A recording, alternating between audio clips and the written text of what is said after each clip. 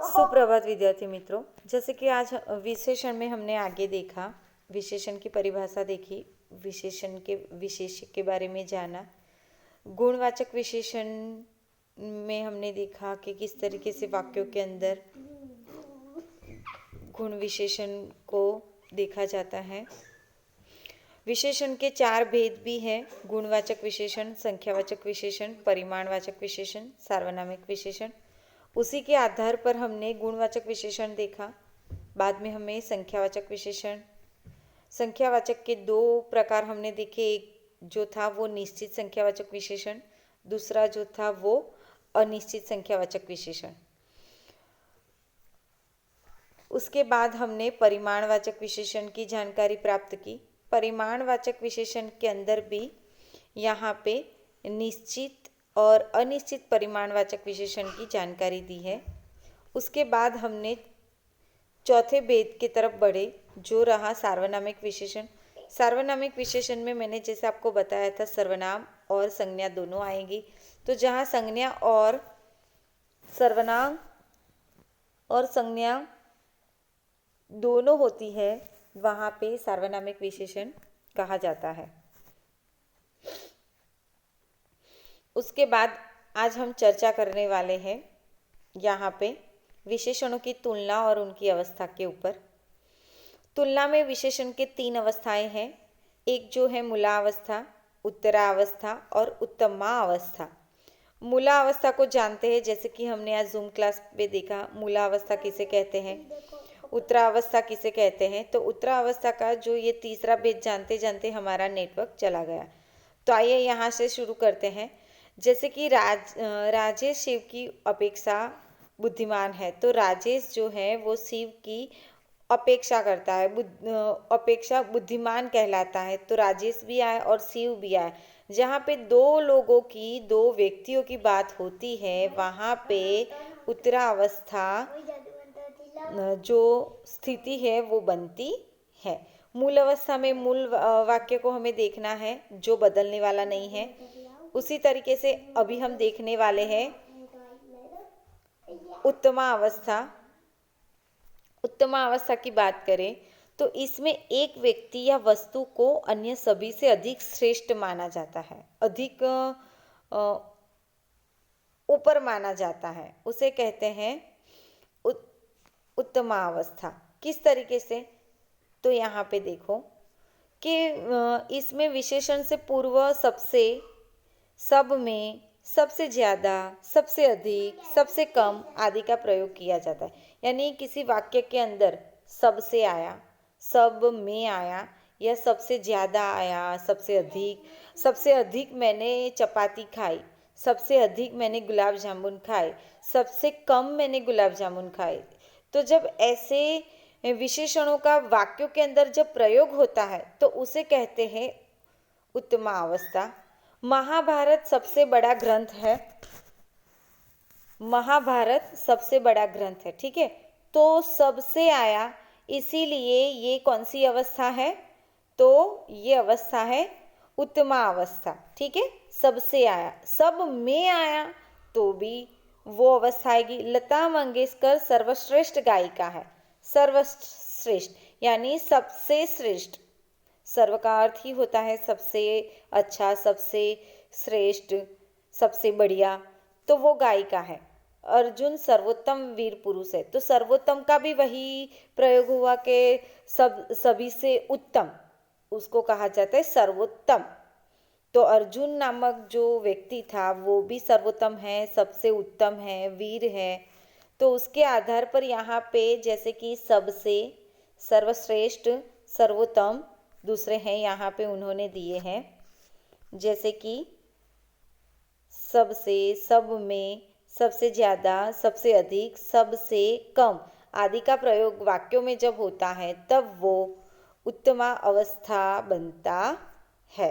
तो ये थी हमारी 3 अवस्थाएं जो विशेषणों की तुलना और उनकी अवस्थाएं बता रही है। तो यहाँ पे कोई तुलना नहीं है, मूलावस्था में कोई तुलना नहीं है। यहाँ पे तुलना की गई है और यहाँ पे 2 वाक्यों को जोड़ने के लिए व्यक्ति और वस्तुओं में उसकी अवस्था बताई गई है, इसीलिए यहाँ पे अवस्था का नाम आएगा, यहाँ पे तुलना का नाम आएगा, और यहाँ पे कोई तुलना नहीं है इसीलिए मूल शब्द रहेगा। तो ये चीज़ आपको ध्यान रखनी है। तो आइए इनकी अवस्थाओं के रूप भी जाने। मूल शब्द क्या है? गुरु। उत्तरावस्था क्या है? गुरुतर। और उत्तमा अवस्था है गुरुतम, सबसे श्रेष्ठ। ठीक है। गुरुतर का जो प्रयोग हुआ है उत्तरावस्था में, इसके लिए गुरु के समान दृढ़तर यानी दृढ़ता के अनुसार। महानतर, तो महान है उसकी गाथा या महान है उसकी बातें या व्यक्ति महान है। समीप, तो समीपतर यानी समीप यानी नज़दीक। समीपतम यानी सर्वश्रेष्ठ। उच्चतर, उच्चतम, उच्चतम यानी सबसे श्रेष्ठ। उच्चतर यानी बीच वाला, मीडियम। और उच्च यानी मूल। पहला शब्द उच्च, दूसरा उच्चतर और तीसरा उच्चतम। उच्चतम माध्यमिक, उच्चतर माध्यमिक, यहाँ पे आपने ऐसा सुना होगा। उच्चतर माध्यमिक किसे कहा जाता है? उच्चतम माध्यमिक किसे कहा जाता है? उच्चतर माध्यमिक यानी मध्यम में आएगा, उच्चतम यानी सर्वश्रेष्ठ में आएगा। श्रेष्ठ, श्रेष्ठतर, श्रेष्ठतम। प्रिय, प्रियतर, प्रियतम। मधुर, मधुरतर, मधुरतम। महान, महानतर, महानतम। तीव्र, तीव्रतर, तीव्रतम। तो त और म जहाँ लगा है, यहाँ पे सभी वाक्यों के पीछे तम लगा है। यहाँ सभी शब्दों के पीछे सभी शब्दों के पीछे यहाँ तम लगा है, सभी शब्दों के पीछे तर लगा है। तो ये उत्तरावस्था होगी और ये उत्तमा अवस्था होगी। यहाँ पे श्रेष्ठ बातों को लिया जाता है, यहाँ मध्य बातों को लिया जाता है, और यहाँ पे मूल शब्दों को लिया जाता है। यहाँ पे मूल शब्दों के साथ कोई भी चीज़ जुड़ी हुई नहीं है। उत्तरावस्था के साथ तर शब्द जुड़ा हुआ है, जबकि उत्तमा अवस्था से तम जुड़ा हुआ होता है। तर का अर्थ ही हम मध्य लेते हैं और तम का अर्थ ही हम श्रेष्ठ लेते हैं, सबसे बढ़िया।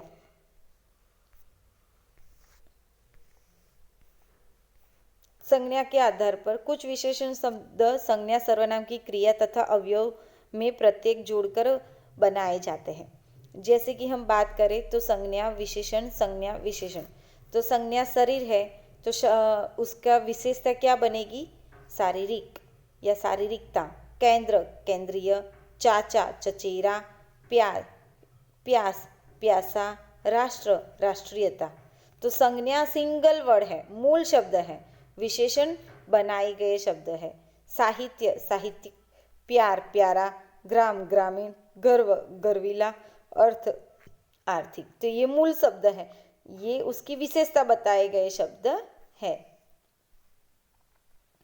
सर्वनाम शब्दों से विशेषण बनाना। सर्वनाम में मैं, हम, वह, तुम। मैं तो मेरा, मुझसा। हम हमारा, वह वैसा, तुम तुम्हारा। जो, आप, यह, कौन। जो जैसा, आप आपका, यह ऐसा, कौन कैसा। क्रिया शब्दों से विशेषण बनाना। क्रिया, उड़ना, उड़ाऊ। हंसना, हंसोड़ा। भागना, भगोड़ा। बनाना, बनावटी। देखना, दिखावटी। खाना, खाओ। अवयव के विशेषण। अवयव, आगे, अगला। बाहर, बाहरी। पीछे, पिछला। भीतर, भीतरी। तो जहाँ पे आपको ऐसे शब्द नहीं पूछे जाएंगे, आपको वाक्य के आधार पर ही प्रश्न पूछे जाएंगे। ये किस तरीके से क्रिया से विशेषण में प्रयुक्त हुआ है, किस तरीके से संज्ञा सर्वनाम के आधार पर प्रयुक्त हुए हैं, किस तरीके से सर्वनाम से विशेषण के आधार पर आए हैं, किस तरीके से संज्ञा विशेषण में बनाए गए हैं। तो वो वाक्यों के आधार पर आपको पूछे जाएंगे, तो आप आसानी से इसे समझ सकते हो। चर्चा करें तो अभ्यास कार्य की। यहाँ पे आपको क्या करना है कि दिए गए वाक्यों में रंगीन विशेषण शब्दों के भेद लिखिए। यह कौन सा भेद है? थोड़ा नमक डाल दो, मेहनती और सात्विक। तो यहाँ पे विशेषण के भेद बताने हैं कि कौन सा विशेषण है। कोष्टक में दिए गए शब्दों से सही विशेषण रूप का प्रयोग करते हुए रिक्त स्थानों की पूर्ति कीजिए। तो यहाँ पे मुंबई से कल शाम को मेरा चचेरा भाई आया है। चाचा तो चचेरा। वह आदमी खाली जगह सामान बेचता है। क्या बेचेगा? यहाँ पे आपको देखो वाक्य दिए हैं बनावटी। बनावटी तो आएगा वो आदमी बनावटी सामान बेचता है। तो उसके आधार पर अन्य fill in the blanks fill करनी है आपको। कोष्टक में दिए गए निर्देश अनुसार वाक्य लिखिए। चलो, बच्चा बहुत भोला है। उत्तमावस्था, उसमें आया था कि बच्चा, कोष्टक में दिए गए निर्देश अनुसार वाक्य लिखिए। बच्चा बहुत भोला है। तो यहाँ पे भोला जो बहुत जो है वो उत्तमा अवस्था है। ताजमहल सबसे सुंदर इमारत है तो सबसे। और यहाँ पे मूला अवस्था, मोहन सबसे अधिक चतुर है। तो मोहन और चतुर वो मूल शब्द आएंगे। मोहन बदलने वाला नहीं है, चतुर उसकी विशेषता बदलने वाली नहीं है। यानी मोहन जो है वो सॉरी चतुर जो है तो चतुराई, चतुर, चतुराई, चतुरतम तो चतुर आएगा। उसी तरीके से प्रश्न 4, दिए गए चित्र से विशेषण ढूंढकर लिखिए। चलो, विशेषण कौन आपको दिखाई दे रहे हैं, विशेषण क्या है और विशेषण कहाँ दिखाई दे रहे हैं, वो आपको कम से कम 5 वाक्य लिखने हैं। तो ये थे विशेषण के बारे में, उनके मूलावस्था, उत्तरावस्था और उत्तमावस्था। और सिर्फ इसकी ये जो है यहाँ पर जो आपको दिया है सिर्फ उसकी अवस्था की बात की गई है। पर्टिकुलर इनको याद रखना है आपको। जैसे मैंने बताया वैसे यहाँ कंपैरिजन आएगा, यहाँ पे मूल शब्द आएगा और यहाँ पे जो है वो वाक्यों के अंदर श्रेष्ठता बता रहा है, उसको महान बता रहा है, बड़ा बता रहा है। किस तरीके से? तो वाक्यों के अंदर इतनी चीज़ों का शामिल हो जाना, सबसे, सब में, सबसे ज़्यादा, सबसे अधिक, सबसे कम आदि का प्रयोग किया गया है। जब इतने शब्द वाक्यों के अंदर आए तब आप समझ जाना कि ये उत्तमा अवस्था है। ठीक है, मैं आपको वर्कबुक वर्क और टेक्स्ट बुक वर्क शेयर कर रही हूँ। उसमें आपका आधा होमवर्क है, आधा आपको करना है, आधा मुझे करना है। तो होम असेसमेंट आप आज के दिन कीजिए। ठीक है, धन्यवाद। और सोमवार को क्लास टेस्ट 2 रहेगा आपका, मैं टॉपिक डाल दूँगी।